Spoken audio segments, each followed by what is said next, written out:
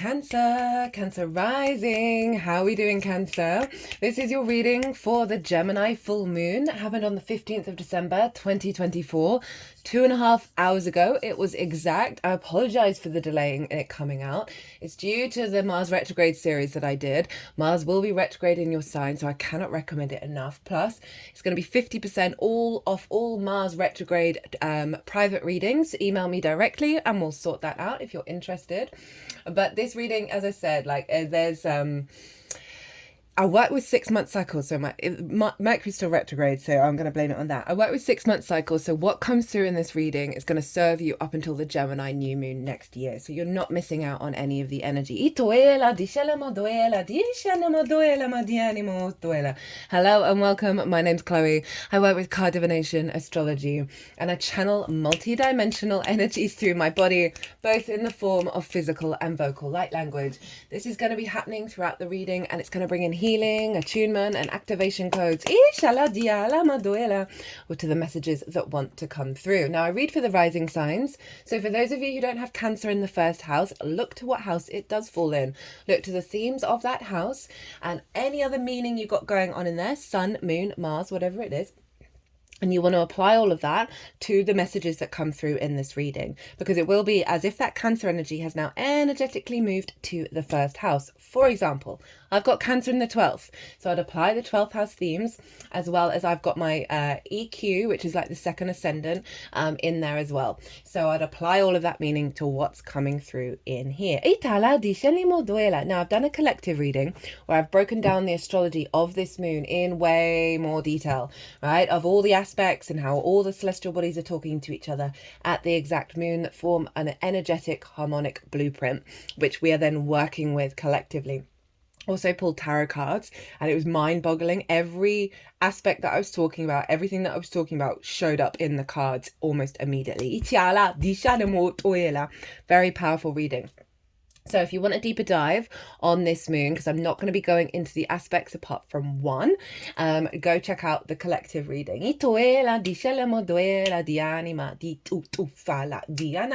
Now, my lovely Cancer risings, where is this happening for you? This is happening in your 12th house, your hidden house, your house of mysteries, the unconscious realms, things going on behind the scenes. And in those unconscious spaces can be trauma responses and limiting beliefs. And this is why this house is linked into anxiety, depression, loss, grief, isolation, all of that good stuff. And underneath all of that is the magic of your soul. Gemini is actually your power up, and it's one of the cosmic jokes of the universe to place all of that, that power up underneath the layers and layers and layers of unconscious conditioning. They just did some things around the top of my head to the heart. So those are the themes of this full moon. I'm gonna, which I'll get into more. There's going to be 2 piles in the terms of the tarot. The first pile is going to be the download that you're getting with this full moon. So even though full moons do mark this element of completion, right, you then get a download, which you're then working with over the next 6 months. So that's going to be pile 1. Pile 2 is going to be how to work with it. We're also going to get a card from the bottom of the deck, as well as if the deck split at that very moment, I'll get the split card as well. I'm also going to be pulling some cards on Mercury going direct. It's retrograde at the exact moment of this moon. 12 hours later, it's going direct. And so I'm going to pull some cards that's going to help you work with that energy till the 3rd of January when Mercury finally leaves the whole of the retrograde cycle. I'm also going to be pulling cards from 2 different oracle decks as well. So let's get back to the 12th. So big illumination around unconscious responses, a release, an upgrade of how you work with anxiety, depression, and grief, and the sense of isolation, a real integration of that energy, right?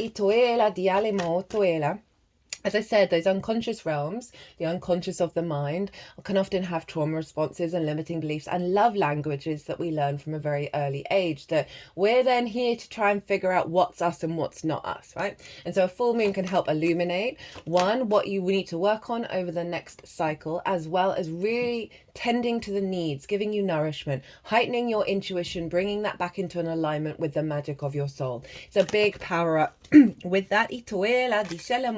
ot ishani maela, ishele moto fiala. You may find with this full moon that you might be spending time by yourself, or you might just feel you're very in your inner world. Ituela.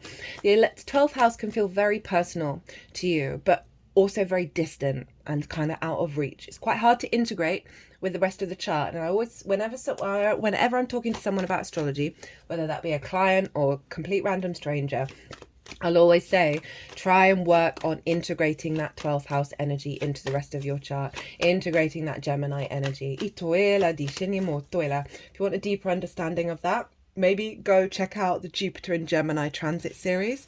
Jupiter's still in Gemini right now, and I really break down the power up energy of Gemini. In that, if you're like, I don't really know what that Gemini energy feels like. So this can really highlight why you may be feeling anxious, why you may have felt depressed, in order to give you a higher perspective and release it. You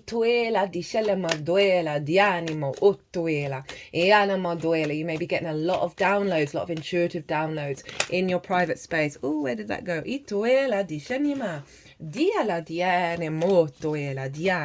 As well as coming to a level of completion and understanding and integration of some of those difficult aspects, releasing some limiting beliefs, releasing some distorted love languages, and introducing and integrating the magic of your soul. I just remembering the last time I had a full moon in my 12th house. I was doing some very magical stuff with a very near and dear person in my life. And we were very isolated, and we were working through certain big wounds. It's in the sign of Cancer, so we're doing some big mother wound energy rituals. So that's where the moon is. The sun is over in Sagittarius, which is in your 6th house of the adult in the room. This is work, how you figure things out, work itself, physical health, routines, co-workers, and therefore collaboration, pets, and therefore acts of service. And so the sun has been illuminating, elevating. You're getting visions and ideas about the way that you work. So often we can struggle to be the adult in the room because we may have been influenced by our parental figures growing up, right? Whether that be smothering, neglect, all sorts of extremes we can face that mean that we didn't have the role models that we needed to be the adult in the room for ourselves, to realize, oh no, taking care of our physical health is very important. Work is great, right? Collaboration is really healthy and positive. Acts of service is a wonderful thing to do. And going to extremes of all of those things, or the opposite of those things, isn't serving us, right? So often we can struggle to step up to our incarnation and be the adult in the room. And the sun has really been helping with that and bring illumination around where you want to be headed with the way that you work. It could be getting a lot of bright ideas and figuring things out, inspiration of like how to take care of your health, a real sense of focus and purpose and vision around routines.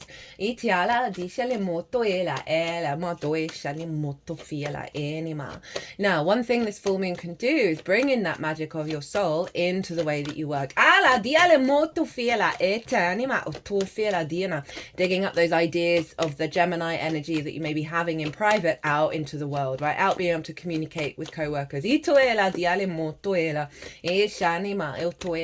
Also any anxiety and worry and fear mindset, or, as I said, not stepping up to the plate because of love languages that we've learned in our early years from either our parental figures or ancestors. A real sense of letting go of some of that. Okay, we didn't get the split, but we did get the bottom of the... Oh, now I've got to do the Mercury cards, sorry. So there's a real sense of integration of realizing, oh, that's why I might have felt a bit distant from the way that I work, and letting go of it and moving beyond it. Allowing you to, really, step up to your own incarnation. And so often things that are going on in the unseen realms, in sort of the mental space, affect our physical health. And I can really see a release of that if you are suffering in that regard. A lack of value that means that we're not able to work together healthily with other people, all those kind of things. Now, we want to look to the ruler of Gemini, because whatever's going on with the ruler is influencing what's going on with this moon. And Mercury is over in the sign of Sagittarius. It's retrograde at the moment, as I said at the beginning, currently pulling cards for that. And so this retrograde energy is stationing direct. It's not direct yet, but it's slowed down completely. Apologies, Cancer. I just had to pause for a second to help unload some food shopping. So very sort of Cancerian energy of the home and nourishment. And I was talking about Mercury retrograde. It's stationed, right? So it's about to go direct. So it's really powerful. You're getting a lot of downloads and inspiration, and with the way that you perceive, the way that you work is shifting and evolving and deepening. That's allowing more like ideas and the ways that you communicate in a healthy way with yourself and with co-workers in regards to being the adult in the room and sharing the way that you work. Getting a lot of bright ideas. And you know, the timing of what I just did, that sense of taking care of yourself as well. So you may have had like and this ties in with the 12th house of the anxiety and like the bully in the mind that stopped you from really being able to process your environment and be able to like take care of yourself. And so this sense of doing those acts that really serve your physical health, you know, feeding yourself better, perhaps. It had some tightening around the digestive system. So there may be something that, you know, some unhealthy habits, right, that of the way that you take care of yourself. You know you're shifting and you're putting in the effort and making stronger routines around looking after yourself. That's going to help your mental health as well if you are suffering from that, which predominantly the human species is. So Mercury is influencing, you know, those unconscious spaces, right? And you're able to work things out and figure things out, because retrograde energy is looking to the past. So it is about to move direct. So you've got that energy of the duality of the past and the future coming together in a way that you're able to make peace with certain things and evolve. Now,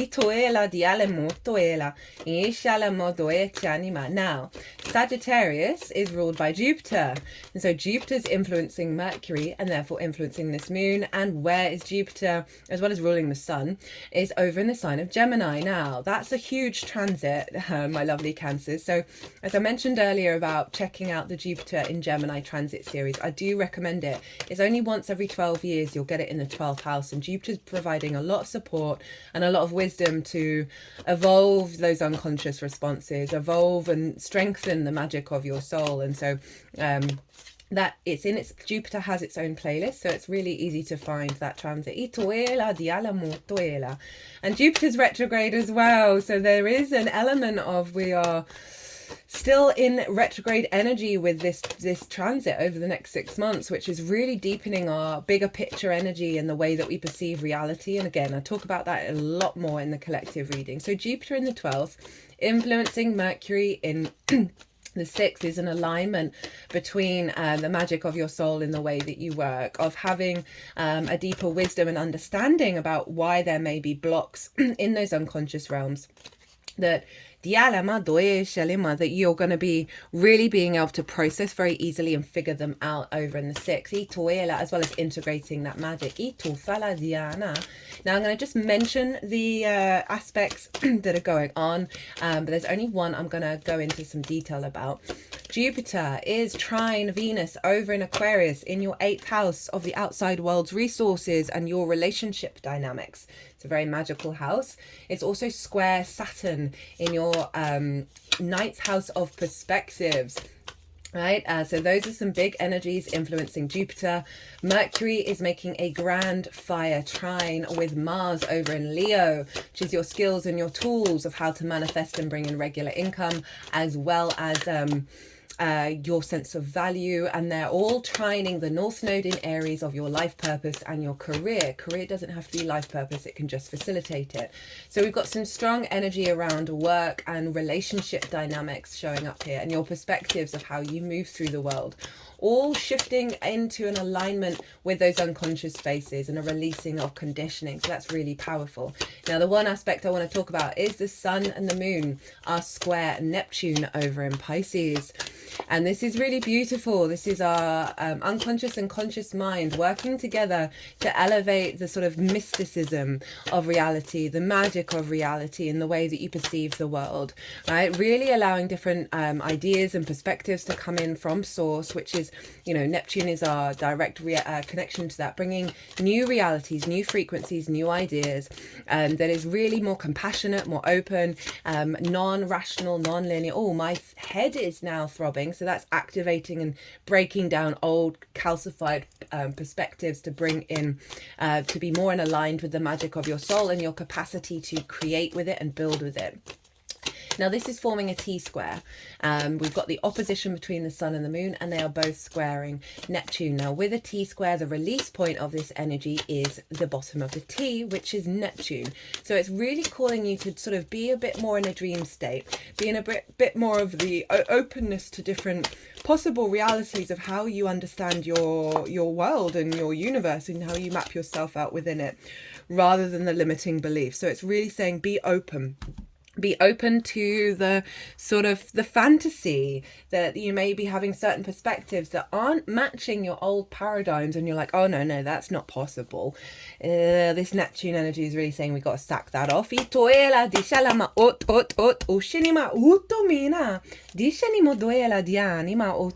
Right. All the cards are out. Everything I wanted to say is done and dusted. Obviously, the moon is always going to influence you way more than any of the other signs, Cancer, because you are ruled by it. Also, the Mars retrograde. I don't think I mentioned this already. Mars is in Leo at the moment. It's then going to move into your sign. So the lunations are going to be upgrading Mars and bringing, or every lunation is going to be influencing what's going on with Mars. So that's huge. It's just wild. I loved doing that Mars retrograde series. Okay,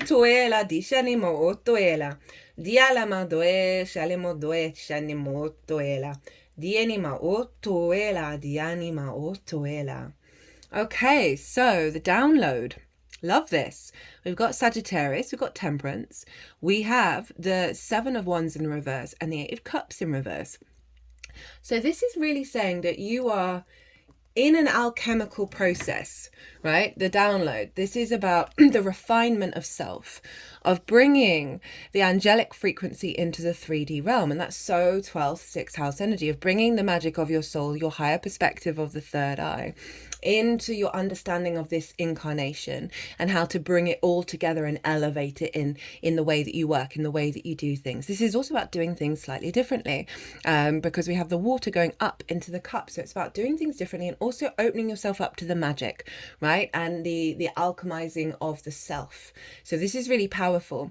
And it's doubled down by, it's saying that it's going to help you get beyond it's putting these cards in reverse, and the seven of wands in the upright is someone who doesn't know their own value, right, and is in a fear mindset and a scarcity complex mindset. And this is the whole species, right? We don't feel love, we feel abandonment issues because of our disconnection from source. And this alchemical process that you're working on is activating you feeling very confident within yourself and knowing your own value, right, and not being in competition mode with the outside world or with yourself. I mean, it's healthy to be in competition with yourself unless you're self-flagellating over not getting what you need or whatever. But this is really saying that you are really going to be able to put into practice the magic of your soul, that's releasing and activating a deeper sense of your own value and your own power of how you create and build in the world. We've also got the Eight of Cups in reverse. And now the Eight of Cups in the upright is about moving away from unconscious responses that have had a hold over you, right? And getting a higher perspective. And it's in reverse. So it's saying that this alchemical process is activating a cycle of these aren't dominating. You're not having to walk away and get that higher perspective. You've already got it. And now you're activating it and implementing it, where those unconscious responses are not governing you. It's like you've got the perspective and now you're working with it. And it's really going to then show up in the 3D. Ot Yenama Doshinima Dialima Otoela Dishini. How to work with this energy. We have the Queen of Pentacles, the Six of Swords, and the Chariot. Now, the Chariot's been showing up a lot today. Itoela, it is your card, Cancer. Itoela, Diana. So, the Queen of Pentacles, cultivate and nurture a state of abundance, right? And realize that this is you have fertile ground around you, and it is about putting the dedication and duty in to bring depth, a nuance to it, a deeper resonance, a deeper meaning of what it is to create and how to feel good in the 3D world, this sense of practicality and groundedness and stability.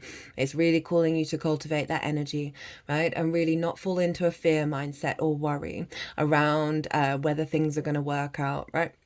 It is this also can be very practical if you are feeling anxious and overwhelmed, of going and getting barefoot on the ground and really getting into nature. It could be about doing some work with your body, really taking care of your health, nurturing that. This is all, yeah, that's also a card very much of that, of like feeding yourself well, tending to your physical vessel, because it's going to sort of really resonate the work that you're doing behind the scenes with that alchemical process, right? Of really refining who you are, of really tending to yourself on the 3D plane. And then we have the Six of Swords, and this is saying, yeah, you've been through some difficult times, but you are moving to a landscape of thriving. Similar to the Temperance card, in terms of there's not much room on this boat to where you're headed, to the other side of the shore. What are you going to take with you? What perspectives, what ideas that are going to help you thrive rather than merely survive? And you've got a lot of support with the energy, the download that's coming in, that's going to allow you to really see these and pick up on them, especially with that Mercury retrograde. This is also shown up a fair amount. So this is the acknowledgement of the shifting into a different realm. And also, what are you taking with you? Are you going to take the old limiting beliefs, right? Are you going to let them govern you? With that Queen of Pentacles at the bottom, it's really allowing space for you to nurture and cultivate this new sense of abundance. And with that, you're really going to figure out, okay, what's super important to me? What's nonsense? What's superfluous? What's core? And it is saying, look, acknowledge the transitory experience. Acknowledge that this is a time to really work out what serves you in this incarnation and helps you thrive. We then have the Chariot card, right? The charioteer is not trying to control where it's going. There are no reins. It is being guided by the balance within itself of the two sphinxes, right? Of the unseen realms and the physical reality. Very similar to the High Priestess. It is a card of victory, and it's a card of movement. It's saying get up and go do the things. Don't worry about how they're going to turn out. Don't worry about the agenda. Get in your body, get within your sense of self, let go of the control and allow things to flow, right? And there is a sense of action here, of implementing the ideas, of implementing the revelations that you're going to be having. We're not thinking, oh, it's all going to turn out immediately fine, right? It's not about that. It's about allowing yourself to get out of conflict and allow yourself to be free to move. And obviously that anxiety and depression can be about, how's work going? Am I going to be able to survive? And this is saying you've got to kind of let go of that. I know that can be really difficult, but orientate your actions from a place of peace with everything that's already happened to you in your life. But it is a sense about ebbing and flowing and movement and implementation of what's coming through with the Jupiter and Mercury energy. At the bottom of the deck, we've got the Three of Swords. This is beautiful. This is really opening up your heart, those perspectives, those limiting beliefs in the way that you take care of yourself, the way that you co-create with others, because it's that sixth house. We want to understand it so we know how to work with other people if we understand how we work, right? So there's a real sense of release of blockages, of grief, of pain, very 12th house energy that's allowing you to be more confident in your embodiment of yourself. Ila, dielama, utofala. Now, what is Mercury up to? Mercury's up to the Queen of Swords. So you've got two queens, very nurturing energy over in the sign of Sagittarius. This figure knows that they've been through some difficult times, but their head is above the clouds, right? They understand they're in a new reality. Similar to the Six of Swords, they're really open to receive, but it's about cultivating perspectives, cultivating this new framework and getting divine inspiration. You see that bird? It's on the soul star plexus, right? Which is above the crown chakra. And this is like really high vibe frequency that's pouring into your body. So you're going to get a lot of downloads, a lot of awareness, a lot of cultivation of a new perspective that's getting you out of that worry and that fear of all those clouds, right, and into the clear blue skies. And so this is the energy that you're working with till the 3rd of January. Whoa, I did not see what this card was.